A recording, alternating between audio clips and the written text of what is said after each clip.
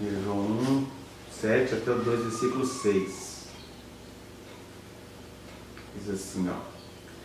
Se, porém, andarmos na luz, como Ele está na luz, mantemos comunhão uns com os outros, e o sangue de Jesus, seu Filho, nos purifica de todo pecado.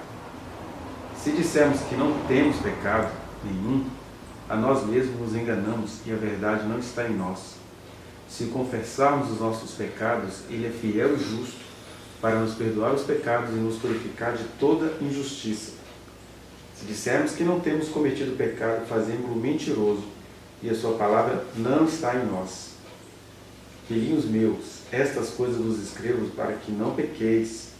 Se todavia alguém pecar, temos advogado junto ao Pai, Jesus Cristo, o justo. Ele é a propiciação pelos nossos pecados, e não somente pelos nossos próprios, mas ainda pelos do mundo inteiro. Ora, sabemos que o temos conhecido por isto, se guardamos os seus mandamentos. Aquele que diz, eu o conheço, e não guarda os seus mandamentos, é mentiroso, e nele não está a verdade. Aquele, entretanto, que guarda a sua palavra, nele verdadeiramente tem sido aperfeiçoado o amor de Deus. Nisto sabemos que estamos nele. 2 pontos. Aquele que diz que permanece nele, esse deve também andar assim como ele andou. Bom, nesse trecho da carta de João, nós já tínhamos visto que o João tinha autoridade pessoal para falar essas coisas porque ele andou com Deus em pessoa. Aí vimos na semana passada, na última vez que nos encontramos, que Deus é luz, no sentido de que Ele ilumina todas as coisas e que Ele é luz. A gente vai se flagrar diante dele, não tem jeito. E aí, quando ele começa a falar que Deus é luz, é que ele vai partindo para essa questão do pecado, né? O que é pecado? Pecado vem da palavra grega amartia, que todo mundo fala, pecado é errar o alvo. Pois é, mas a gente apenas não erra o alvo, a gente já é torto na nossa formação, né? Para mim, a melhor teoria psicológica que vai mostrar que nós somos pecado é a teoria psicanalítica, porque ela vai mostrar assim, qualquer ato nosso que a gente fizer vai dar ruim. Toda a nossa bondade, ela é toda imantada de conveniências. A nossa maldade pode ser uma bondade feita às avessas, né? E aí os filmes trabalham muito isso, né? Às vezes o cara quer ser o bad boy, o cruel, e ele acaba fazendo um monte de coisa boa. E aquele cara que está muito preocupado com a ética, com acertar tudo, ele acaba se tornando um grande maldoso, né? Um grande hipócrita. Porque qualquer movimento humano, por mais que a gente tenta controlá-lo, ele é uma seta torta, né? Uma seta torta está condenada a ir para um lugar totalmente errado.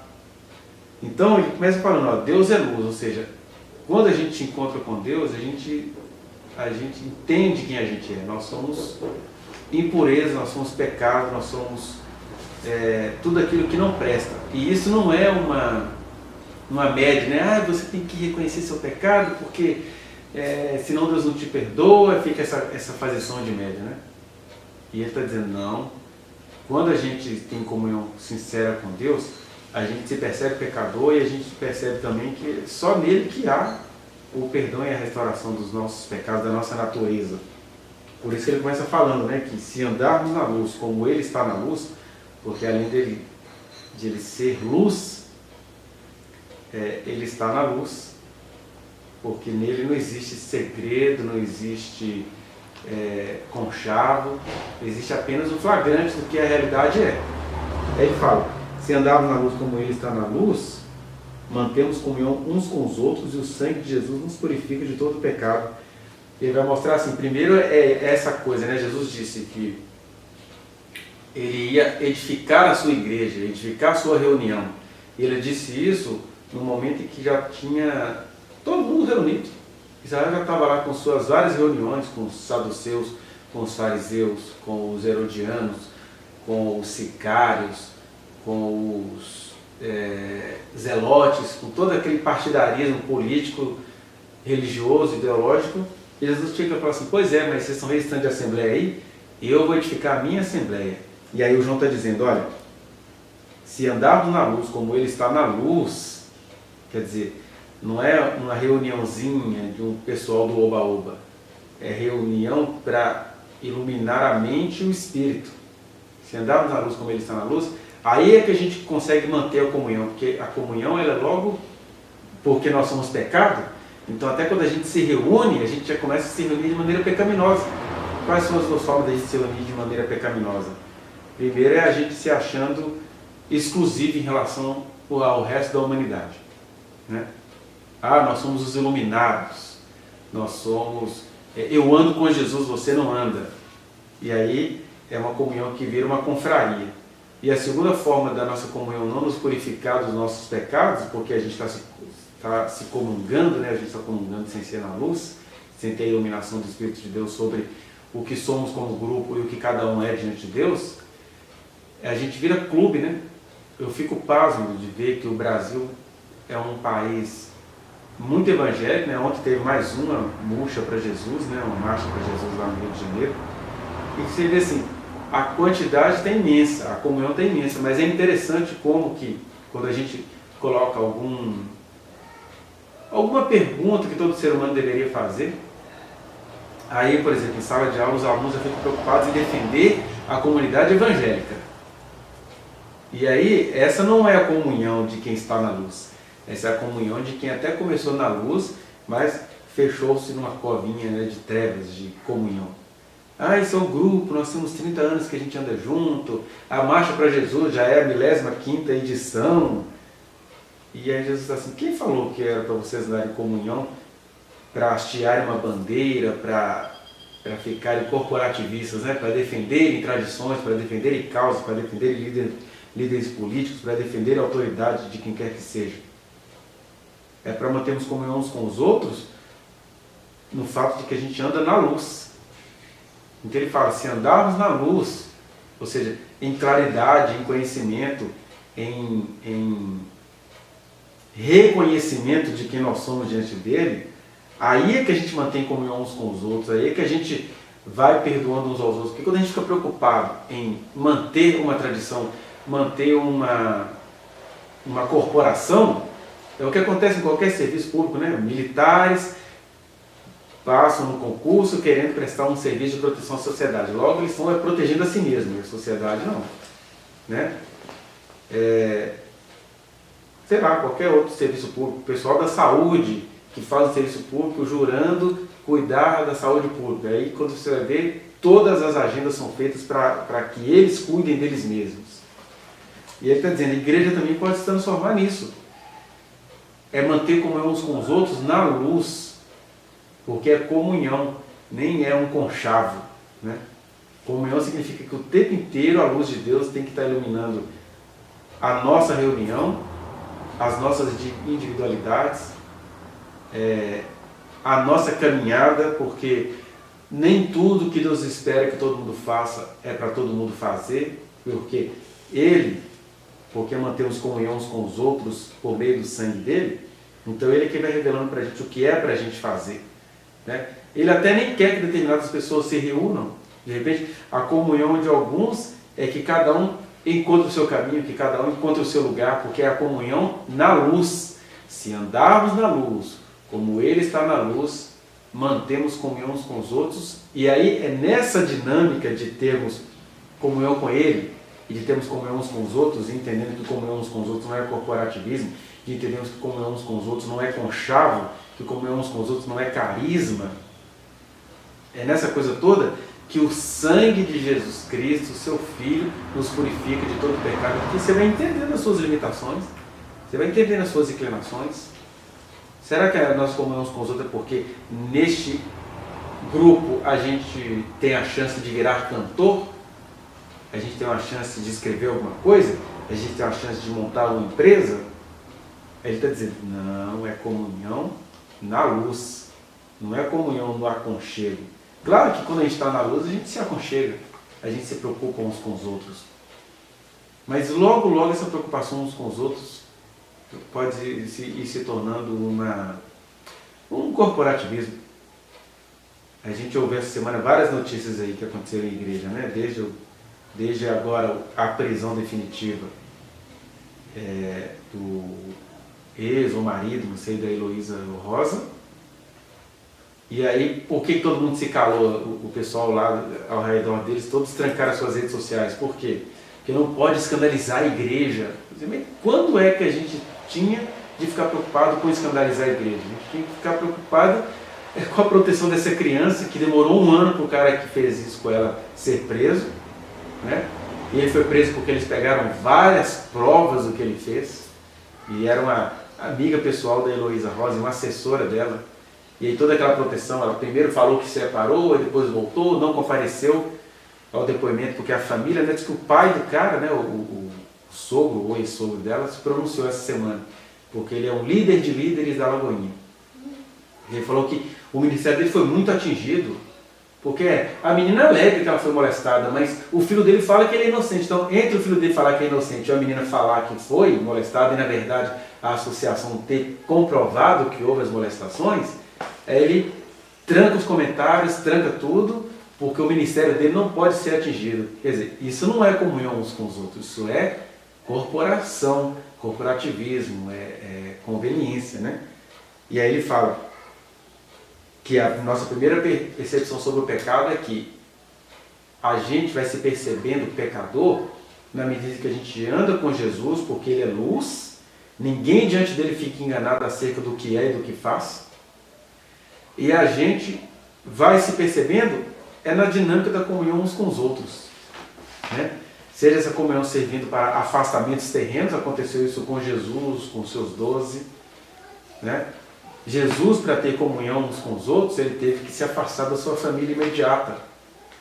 Jesus, para ter comunhão uns com os outros, ele teve que eleger 3 discípulos mais chegados, que não eram melhores do que os outros 9, mas eram aqueles que ele elegeu para subir ao monte com ele, né? Que era Pedro, Tiago e João.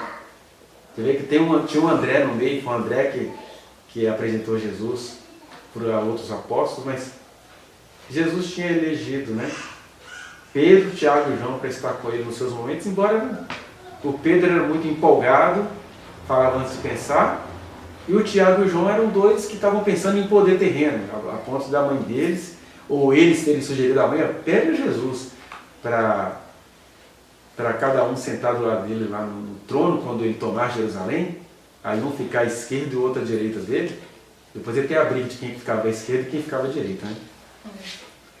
E aí Jesus está assim, não, essas coisas só pertencem ao meu Pai. Engraçado que Jesus não tira a fantasia das pessoas, né?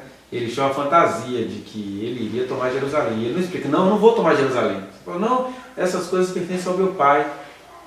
Porque de certa forma ele ia tomar Jerusalém, que é Jerusalém, o Israel do Senhor, né?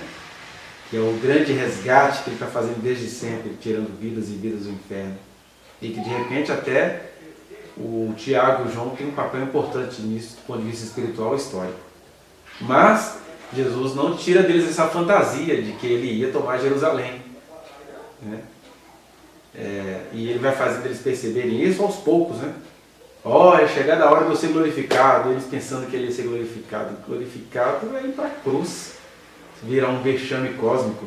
Então, quando a gente anda nessa luz, porque Deus é luz, a gente mantém comunhão uns com os outros, e desse jeito que Jesus teve, tendo de fazer afastamentos, tendo de fazer aproximações, tendo de perder no sentido terreno do termo, porque o Judas se perdeu,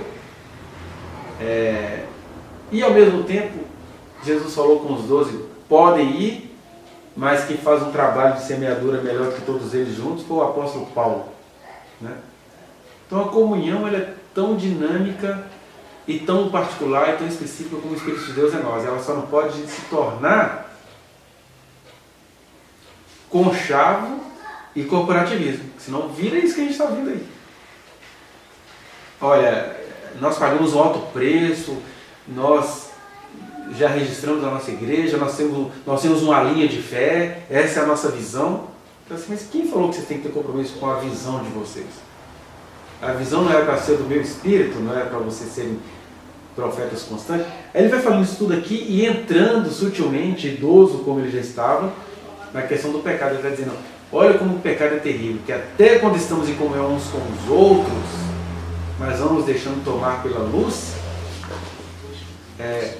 o sangue de Jesus que deveria nos purificar de todo pecado, ele acaba sendo estancado em nós, né? Aí o sangue de Jesus vai se tornando um sangue coagulado, né? Porque o sangue vertido por nós, ele acaba se tornando coagulado, e aí o que era para purificar os pecados se tornando o quê? Morada de moscas, de varejeiras, de tudo quanto é impureza. Mas ele fala, se andarmos na luz, como ele está na luz, mantemos comunhão uns com os outros, ou seja, a gente nunca vai conseguir se relacionar com a luz, se relacionar com Jesus, se a gente não tiver comunhão uns com os outros. E é nessa comunhão uns com os outros, conforme ele mesmo nos ensinou, é que o sangue de Jesus nos purifica de todo o pecado. E aí ele continua, quando ele começa a falar, olha, se dissermos que não temos pecado nenhum, a nós mesmos nos enganamos e a verdade não está em nós, né? Querendo dizer, nós somos pecados. Por mais que você se sinta um ser humano evoluído, até essa sua evolução é pecaminosa.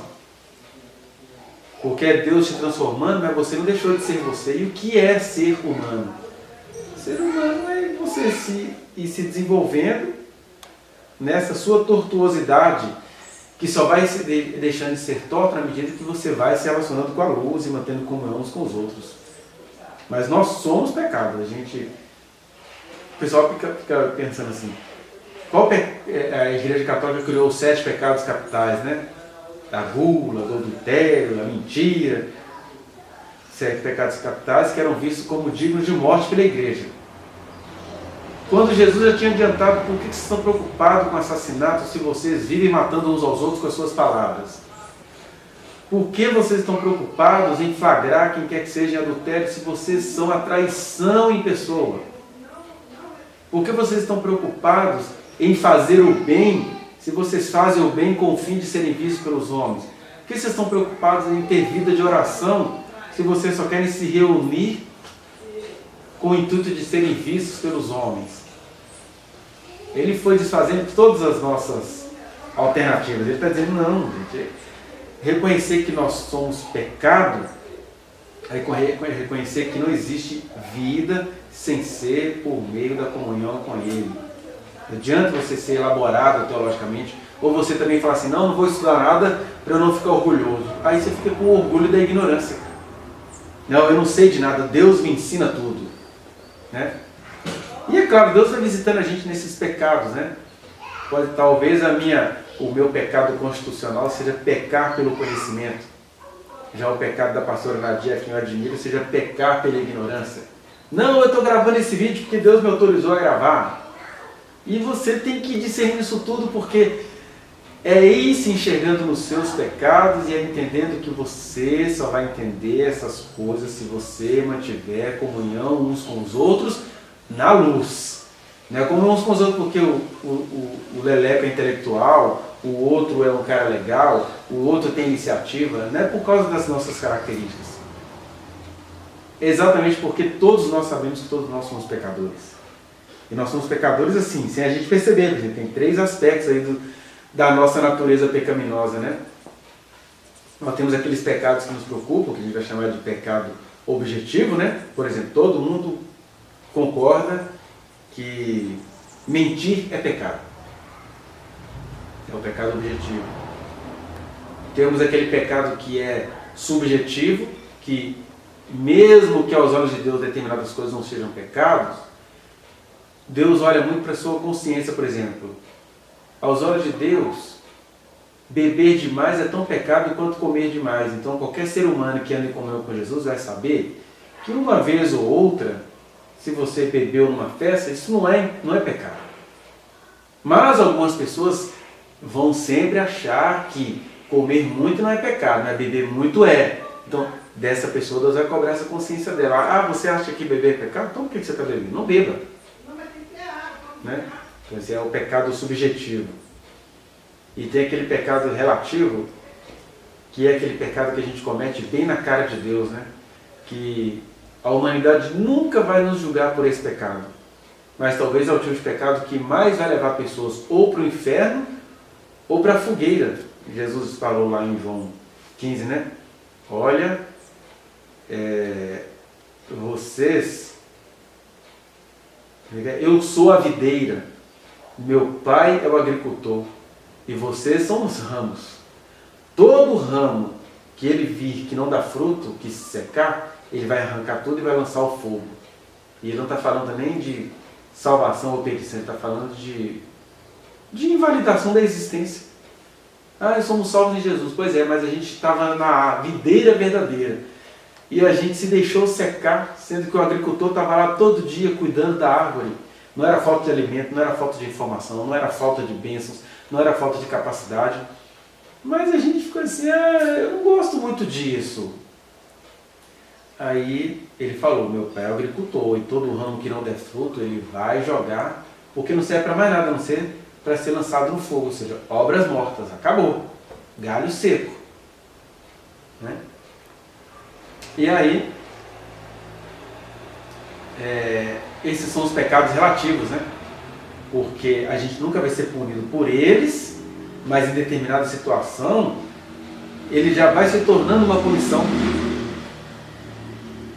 Uma vez Deus cobrou isso do Saul, né? Tinha toda uma lei em Israel, e Deus falou assim com Saul, olha, dessa vez, em relação aos amalequitas, eu estou te ordenando, não deixe nenhum fôlego de vida vivo. Vai ter que exterminar tudo. Só que tinha a palavra de Deus, que era a lei que Deus entregou a Moisés, e tinha a palavra de Deus para o Saul. Deus falou com Saul. Beleza que a lei é assim, mas eu estou dizendo que neste caso agora, não é para você deixar ninguém vivo, nem homem, nem mulheres, nem crianças, nem animais. Aí de repente lá volta o Saul da batalha contra os amalequitas, e aí o Samuel, que ruído é esse que eu uso de animais, cabrito aí? Eu vi isso é porque eu trouxe da guerra para oferecer para o teu Deus, ou seja, do ponto de vista da lei de Deus, Saul estava errado? Não. Mas Deus não tinha dado uma ordem para o Saul, que naquela situação ele tinha que fazer tudo diferente? Pois é. Aí o Samuel ficou com raiva, porque o Samuel gostava muito de Saul, aí como o Samuel não podia bater em Deus, porque ele viu que Deus ia rejeitar o Saul ali, aí ele mata o rei Agag com muito ódio, né? Fala que ele despedaçou Agag. Traz o rei aqui dos amalequitas. Aí o Agag foi despedaçado, a gente vai vendo assim, a unção do profeta é cheia de pecado, que era uma unção com muita raiva, porque ele gostava muito do Saul. Parecia um cristão atual gostando do Bolsonaro, assim. Puxa, Deus vai rejeitar o Bolsonaro? Não, que ódio, traz aí o fulano aí. Ele despedaçou o Saul. Porque nós somos pecado. Aí o Samuel pecou ali, porque ele despedaçou o rei de maneira pecaminosa. Mas ao mesmo tempo, quem cometeu o pecado relativo foi Saul, porque para obedecer à lei de Deus, ele desobedeceu a Deus. Isso é o pecado relativo. Quando a gente fala assim, não, Senhor, eu sou um homem de família, eu sou uma mulher de família. Ó, Jesus disse que o pau vai quebrar. E que aquele que amar pai e mãe mais do que a mim não é digno de mim. Por que agora que fica esse papo de família pro meu lado? A minha família me estranhou, por que você está com medo da sua? Por que essa preocupação com a reputação? Então são esses os pecados relativos que a gente comete com muita suntuosidade, né? Que os ministérios de louvor cometeram, né? Entre 2000 e 2010. Era tanta adoração e tanta grana e tanta corrupção e tanto adultério e tanta nojeira e tudo feito ali diante da adoração a Deus. São os pecados relativos. Né? E aí esse povo todo, depois que passou o pecado relativo deles, agora estão lá todos nos Estados Unidos, protegendo molestadores, falando que vão fazer o culto do ódio, né? Porque Deus odeia. E o que Deus odeia? Deus odeia. Deus odeia o orgulho, que é uma chamadinha para Deus odeia o orgulho gay. Mas Deus odeia o orgulho, inclusive o orgulho de quem faz um evento desse. Né? contra as outras humanidades, né? As humanidades que não conseguem conceber. Por isso que eu falo que a melhor teoria que eu conheço para falar da nossa estrutura torta é a teoria do inconsciente.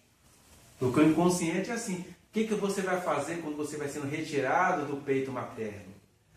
Um tanto de coisa boa misturado com um tanto de coisa ruim. Né? E aí o pessoal fala, o Freud quis procurar uma teoria para justificar os pecados. Não, ele criou, quando muito, uma teoria para explicar por que o ser humano é essa tortuosidade. Tem gente que comete crimes com saudade do fantasma do seio materno. Né? Quer ver uma coisa que a mãe faz com a criança, que é ensinar a criança a controlar os esfíncteres? Dali sai tanta coisa boa, geralmente coisas perversas, que é a nossa relação com as finanças, né? O controle dos esfíncteres vira controle do dinheiro, controle da sociedade, controle administrativo, planejamento. A gente tem um estudo de coisa boa, é uma evolução que não tem jeito, a gente tem que passar por ela, mas ao mesmo tempo é uma evolução que faz a gente se tornar seres exclusivistas, seres obsessivos ou seres esculachados. Né? E a diferença que todos nós temos, né, é que descobrimos que homens têm determinadas coisas entre as pernas e mulheres têm outras, também vai definir todas as nossas relações objetais na vida inteira. Por isso que o homem é seta torta, o ser humano é seta torta. E aí temos aí os pecados subjetivos, objetivos e relativos, né? Nesse sentido que nós somos pecado, mas a gente também comete pecado, que é aquilo que o apóstolo Paulo vai chamar de... ele nos resgatou, né? De quando ainda vivíamos nos nossos delitos e pecados. Então, o pecado é aquilo que, mesmo você não sabendo, você acaba cometendo, como esses exemplos todos que eu falei até agora. Agora, o delito é quando você delibera, né? Deliberação tem um sentido mais formal. O chefe autorizou fazer isso. Agora, delito é quando você decide no seu íntimo. Eu sei que vai dar tudo errado, mas eu quero fazer. Eu quero me permitir. Isso é um delito. E aí, se de um lado nós somos pecado, de outro lado a gente pratica pecado. E aí quando ele fala, né? Se dissermos que não temos cometido, aí já é delito. Se dissermos que não temos cometido pecado, fazemos-lo mentiroso e a sua palavra não está em nós. Porque a gente comete delito. Uma fofoquinha que tem o poder de envenenar a vida de alguém é um delito. Um consumismozinho, assim, deixa a gente merece isso, você está todo lascado, todo endividado, não, mas eu quero gastar com isso, que é a falta de domínio próprio, né? É um delito. Você se deixar levar pela empolgação do momento e soltar um palavrão é um delito. Ele está dizendo, se você fala que você não comete, que você não tem delitos, que você não delibera acerca dessa sua natureza, você está fazendo de Jesus mentiroso. Porque quem está dizendo que a gente faz isso é Jesus, ou seja, ele não é a luz. Tem jeito de você falar que você não comete nada disso diante dele? Não tem jeito. Então quando você fala assim, não, peraí, não. Quem anda com Jesus não vive na prática de pecado, então hoje eu peco menos do que ontem. Então, assim, para com essas categorizações. A gente tem de crescer em humildade, não é em falsidade. É reconhecer diante de Deus todos os dias os seus pecados, como Jó fazia, como Davi fazia. Isso não era hipocrisia, isso era verdade. Gente, toda vez que eu entendo uma bênção que o Senhor me deu, eu tenho certeza absoluta que eu não mereço nenhuma. E todos nós achamos que merecemos, né? Não, eu fiz por onde? Eu paguei um preço. Quando você fala que você pagou um preço, isso já é um delito. Porque até o preço que você acha que pagou, foi ele que te capacitou a pagar. Então, delito também é você ficar com raiva de, mas eu não posso fazer nada, que é isso? A gente não consegue fazer nada sem ele.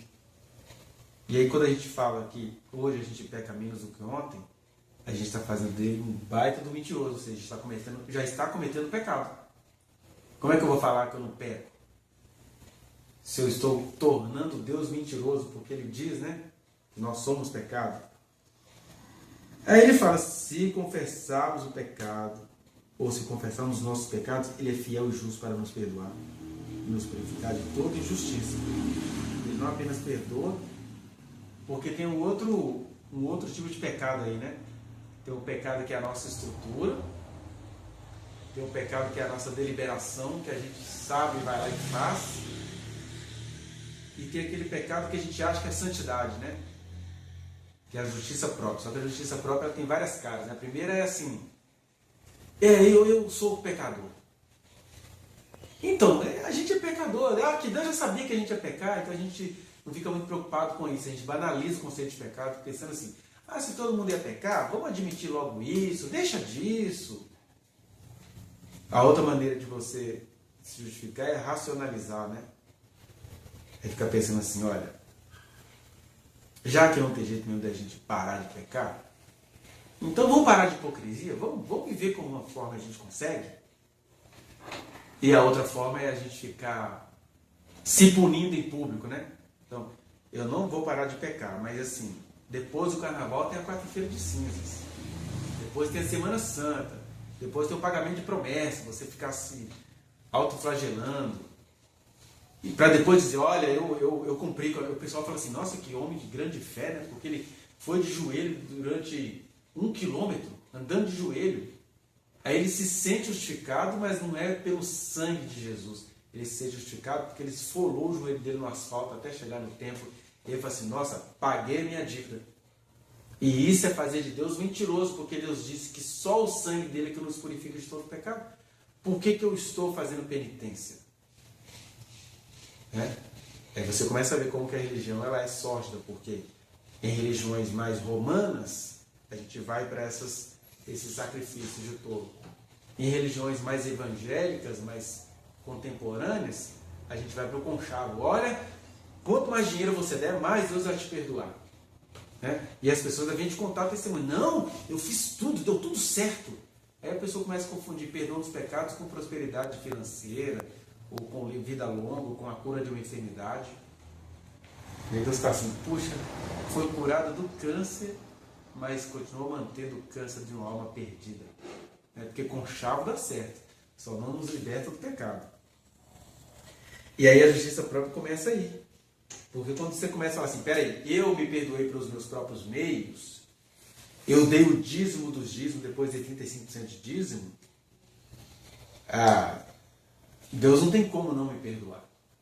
Eu paguei o preço, às vezes é o preço literal. E aí quando a gente está fazendo isso, a gente está chamando Deus de safadinho. Está chamando Deus de mentiroso, está chamando Deus de pequeno. Como se ele precisasse de alguma coisa. É claro que do ponto de vista individual, não é eu pagar o preço para tu ficar perdoado. Eu preciso me estruturar como pessoa. Eu preciso ter horário, eu preciso ter disciplina, eu preciso ter higiene, eu preciso ter hierarquia, eu preciso ter um monte de coisa. Mas isso está longe de significar que vai haver uma reconciliação acerca dos meus pecados.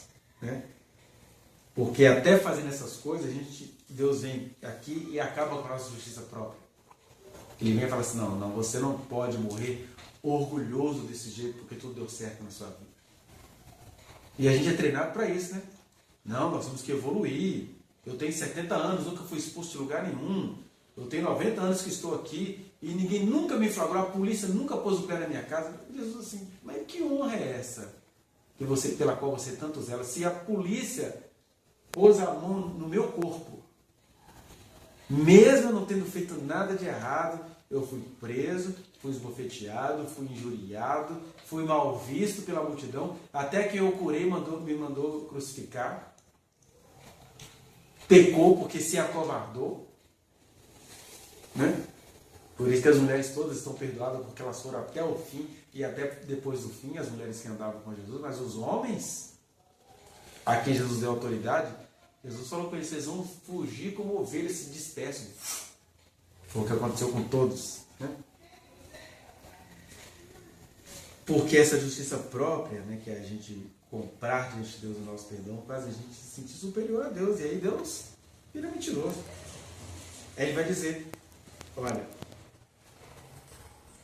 se confessarmos os nossos pecados, aqui no versículo capítulo 12, com filhinhos meus, estas coisas vos escrevo, quer dizer, não é para tirar a esperança de ninguém. Escreva essas coisas para que não pequeis. Ele está fazendo um paradoxo aí. Primeira coisa que ele vai dizer. Não tem jeito, a gente é pecado e a gente pratica o pecado. Não pequeis em que sentido? Não pequeis achando que porque você entrou numa cadeia evolutiva de boas obras, que agora você não comete mais pecado. Porque quando você fala assim, não tenho pecado, eu estou num patamar onde eu não peco quase nada, ele está dizendo, já está pecando. Aí não pequeis, se todavia alguém pecar, temos advogado junto ao Pai, Jesus Cristo, o justo. Ele é a propiciação pelos nossos pecados, né? Propiciação é aquela prática do Antigo Testamento, né, que o sacerdote preparava os pães, aquela coisa toda, para a pessoa conseguir chegar até Deus. Ele está dizendo, não, Jesus é essa propiciação. Jesus chega diante de Deus perdoando todo mundo. Então, ele é advogado, mas ele não é advogado para inventar que você é inocente. Ele é advogado para dizer assim, essa pessoa não presta. Ela está reconhecendo diante de mim que ela não presta, pois eu morro no lugar dela. É interessante como que a religião foi pervertendo isso com o tempo, né? Que quem virou essa intercessora foi a mãe de Jesus, né? Ai, pede para mim que o filho tem. Ai, mãezinha, rogai por nós. Não, não é Santa Maria, mãe de Deus, rogai por nós, pecadores, agora na hora da nossa morte, amém, não. Quem faz isso é Jesus. Ele é a propiciação pelos nossos pecados, não só pelos nossos, ou seja, não só pelo de cada um, mas pelos do mundo inteiro. Ele está sempre dizendo, Pai, perdoa-lhes, eles não sabem o que fazem. Eles são seta torta. Agora, ele é advogado nosso junto ao Pai, porque em relação a nós, ele é o nosso Senhor. Por isso que ele fala aqui, sabemos que o temos conhecido por isto, se guardamos os seus mandamentos. Aí o advogado junto ao Pai vira Senhor junto a nós. Você quer se sentir perdoado? Ouça o que eu falei, ouça as instruções que eu te dei. Quais foram os meus mandamentos? E aqui não é falando de mandamento de Moisés, nem mandamento de Paulo, porque até o mandamento de Moisés e de Paulo são eivados de pecado, né? Mandamento de Moisés, não adulterarás, tradução. O homem não podia trair a mulher com quem ele era casado formalmente. Mas se ele quisesse ter várias mulheres e aquilo não fosse adultério, olha só como é que é um mandamento eivado de pecado. Mandamento de Paulo. As obras da carne são prostituição, impureza, feitiçaria. Aí a pessoa fica orgulhosa porque na cabeça religiosa dela ela não bate tambor, igual acontece seja com alguém de outra religião, seja com algum jovem adito. Mas é uma feitiçaria de louvor, é feitiçaria de comunhão, é feitiçaria de acampamento, é orgia, são excessos. Então, até a palavra de Deus, por ela ter sido escrita por seres humanos, ela está eivada de pecados, de falhas, de delitos, né? Delitos daqueles assim que chegam pela blasfêmia, porque Deus que olha para a nossa condição e vê que a gente é pobre, como aquele que o Neemias escreve. Não foi nisto que pegou Salomão? As suas mulheres todas o fizeram pecado. Como é que um cara consegue acreditar que um rei sábio, rico, poderoso, igual Salomão, ia pecar por causa de mulher? Isso é a interpretação do Neemias, que é uma interpretação de um homem segundo o coração de Deus, eivada de pecado. Como deve estar sendo muitas das nossas interpretações.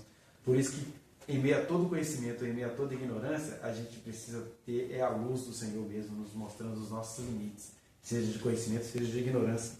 Aí ele fala, nós temos um advogado junto ao Pai. Olha, eles são podres. E foi por eles que eu morri. É nesse absurdo mesmo. A gente não consegue perdoar determinadas pessoas, mas Jesus conseguiu nos perdoar. E quem tem comunhão com Deus pode nunca ser pego pela polícia, de tão correto que é a pessoa, mas a pessoa sabe quem ela é diante de Deus. E por outro lado, João fala, então, esse advogado que a gente tem junto ao Pai, vai dizer, olha, se a gente é dele, né, se a gente o conheceu, a gente vai saber por alguns meios. Primeiro, aquele que diz, eu o conheço e não guardo os seus mandamentos, é mentiroso. Nele não está a verdade. Então aqui o João não está nem querendo saber se você peca, se você não peca, se você tem ou não tem consciência do pecado, porque quem guarda os mandamentos de Jesus vai se enxergar diante dele. E aí ele mostra, quais são os mandamentos dele? Aquele, entretanto, que guarda a sua palavra, nele verdadeiramente tem sido aperfeiçoado o amor de Deus. Nisto sabemos que estamos nele. 2 pontos. Aquele que diz que permanece nele, esse deve andar assim como ele andou. Então, o que o João faz aqui? Ele faz uma ligação entre o andarmos na luz, o termos comunhão uns com os outros, e o reconhecemos o que é pecado em nós, o que somos de pecado e o que praticamos de pecado. Ele fala, você anda na luz, você conhece a Jesus, você entende que Jesus é seu advogado diante do Pai e que Ele é o seu Senhor diante de você? Então aquele que anda na luz, aquele que conhece a Jesus, ele guarda os seus mandamentos. Não adianta você falar assim, eu conheço Jesus, ele já nos perdoou. Eu me sinto perdoado e fico fazendo um monte de vagabundagem diante de Deus. E qual é o seu mandamento, né? É que no temor ao Senhor, a gente deve amar o próximo como a nós mesmos. É cuidar uns dos outros, né? O seu mandamento. Ele falou isso, né? Novo mandamento vos dou. Ou seja, toda a lei dos profetas se resume no amor de Deus. Então, deixa eu deixar um mandamento para vocês. Que vocês amem uns aos outros como eu amei vocês. É nisto que vão reconhecer que vocês são meus discípulos. E a gente fica pensando que ser reconhecido como discípulo de Jesus é ter uma confraria, né? É fazer marcha para Jesus, é a unidade, é a união. Você está dizendo, não. Como é que eu amei? Eu amei gerando escândalo. Eu amei jantando na casa de um religioso e uma mulher que tinha uma fama chegou e veio beijar meus pés e chorar nos meus pés e enxugaram com os seus cabelos. É esse amor escandaloso que eu chamei vocês para amar. E um monte de gente não vai entender isso, mas muitos outros podem até não entender, mas vão acolher, porque nisto é que conhecerão que eu existo e que eu estou entre vocês. É se vocês tiverem amor uns aos outros. E é nessa comunhão toda que o sangue de Jesus Cristo, o Filho de Deus, vai nos purificando de todo pecado. Então, resumindo, o que é pecado? É o que a gente é e o que a gente faz. Você. Tudo que nós somos. Como é que a gente sai do pecado? Reconhecendo que Jesus, ele morreu no nosso lugar. Mesmo sabendo que a gente ia continuar não prestando, ele está dizendo, mas qual que é a solução para esse não prestar da gente? É vivermos e comunhão uns com os outros, porque quem vive comunhão uns com os outros está tendo comunhão, na verdade, com Deus. Ele não derramou o seu Espírito entre nós? Em cada um de nós? E como é que a gente sabe que essa é a comunhão que ele espera? É se a gente guarda os seus mandamentos. Seja no sentido genérico de amar uns aos outros, seja no sentido pessoal de falar assim, o seu amor por fulano é se afastar de fulano. O seu amor pela vida é não se envolver com essa situação. O seu amor por Israel e pela lei de Deus a Israel, Saul, é neste caso não deixando nenhum fôlego de vida entre os amalequitas, porque o tempo mostrou que Deus tinha razão. Você vê que, mesmo com a maior despedação do Agag, ele deixou descendentes tão terríveis que vieram encontrar-se com Israel lá em Suzã, na época da rainha Esther, né? Que o maior opositor da rainha Esther era o Amã, filho de Amedata, o Agagita. O que era o Agagita? Eram os descendentes do Agag, o rei Agag, que o Saul ficou morrendo de dó de exterminar. Aí o Samuel despedaçou o Agag, mas a geração do Agag chegou 400, 700 anos depois para afrontar Israel na cidadela de Suzã, no Império Medo-Persa. Porque a gente está olhando a aparência. O amor, ele não pode ser só aparente, a gente tem de ser apocalipse, né, ambulante, ou seja, eu estou vendo para além disso. Quando Deus fala assim, quando Deus mostra para Noé, meu Deus, maldito é o Canaã, vai ser servo dos servos da sua descendência. Ele nem estava falando de África, estava falando de onde hoje é Israel e Jordânia. Porque Deus sempre tem razão, ainda que Ele nos deixe escandalizar. E quando a gente tira essa razão de Deus, a gente está pecando, a gente está fazendo dele mentiroso. Não, Senhor, o Senhor mandou fazer isso, que é isso? Eu sou mais bonzinho do que o Senhor. Mentiroso. Tem alguém que consegue ser mais bonzinho do que o Senhor? Isso não dá nem para entrar no debate social. Porque Deus é luz e nem a ciência suporta a exatidão da sua luz. Mas a gente que anda na luz, precisamos manter comunhão uns com os outros, que é assim que o Senhor Jesus vai nos purificando de todo pecado. E a gente precisa se reconhecer pecador na medida que a gente o conhece. Como é que a gente o conhece? Na medida que a gente guarda os seus mandamentos, que a gente pratica. E que a gente não apenas guarda e pratica, a gente anda como ele andou. E como é que ele andou? Primeira coisa que nos deixa desiludido, né? Ele não transformou a estrutura do mundo, né? Olha que coisa mais desanimadora. Mas foi assim que ele andou. Ele não transformou a estrutura do mundo que segue da sua maldição. Mas ele tem transformado as estruturas da nossa vida, e reconhecer isso é ir sermos perdoados na caminhada. Olha que palavras simples e tão profundas, né? Do apóstolo João. Mas enfim, Senhor, nós te agradecemos